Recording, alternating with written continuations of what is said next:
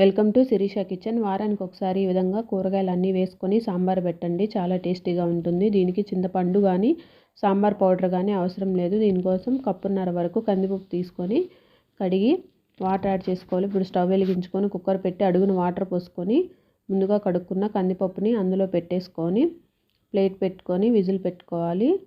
మనకి 3 విజిల్స్ వస్తే సరిపోతుంది. విజిల్స్ వచ్చేలోపు మనం కూరగాయలు కట్ చేసుకోవచ్చు.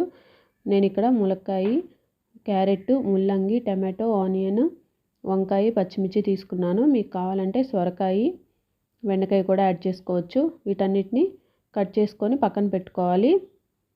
ఇప్పుడు ఆవిరిపోయిన తర్వాత పప్పు తీసుకొని మనం పప్పుని మెత్తగా మెదుపుకోవాలి, లేదా మిక్సీ అయినా వేసుకోవచ్చు. ఇప్పుడు స్టవ్ వెలిగించి కుక్కర్ పెట్టుకొని 1 లీటర్ దాకా వాటర్ యాడ్ చేసుకోవాలి. అందులో ముందుగా మనం ఉడికించి పెట్టుకున్న పప్పుని యాడ్ చేసుకొని బాగా కలుపుకోవాలి, ఉండలు లేకుండా. ఈ విధంగా చూసుకోవాలి, ఎక్కడ మనకి చిక్కగా కానీ మరీ పలుచగా కానీ లేకుండా చూసుకోవాలి. ఇప్పుడు అందులో ముందుగా కట్ చేసుకున్న క్యారెట్, ముల్లంగి, ఉల్లిపాయ, టమాటో, ములక్కాయ, వంకాయ, పచ్చిమిర్చి అన్నీ యాడ్ చేసుకొని ఒకసారి కలుపుకోవాలి. ఈ విధంగా కలుపుకున్న తర్వాత ఉప్పు, కారం, పసుపు వేసుకోవాలి. ఇప్పుడు మనం పులుపు కోసం 2 నుంచి 3 నిమ్మకాయలు కట్ చేసుకొని ఇందులోకి పిండుకోవాలి.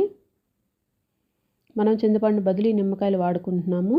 మనకు అసలు నిమ్మకాయ పిండా అనే టేస్టే ఉండదు. టేస్ట్ అయితే చాలా బాగుంటుంది. చివరిలో కొంచెం కొత్తిమీర వేసుకొని కలిపి మూత పెట్టుకోవాలి. మనకి విజిల్ పడుతుంది అన్నప్పుడే మనం స్టవ్ కట్టేసుకోవాలి. ఒక విజిల్ వచ్చే అవసరం లేదు. ఆవిరిపోయిన తర్వాత ఒకసారి కలుపుకొని ఇంకొంచెం కొత్తిమీర యాడ్ చేసుకోవాలి. మనకు ఒక విజిల్ రాకపోయినా ముక్కలన్నీ బాగా ఉడికిపోతాయి. విజిల్ వస్తే ముక్కలు మరీ మెత్తగా అయిపోతాయి. ఈ విధంగా కొత్తిమీర యాడ్ చేసుకొని పక్కన పెట్టుకోవాలి. ఇప్పుడు దీంట్లోకి తాలింపులోకి ఒక గిన్నె తీసుకొని అందులో ఆయిల్ వేసుకోవాలి.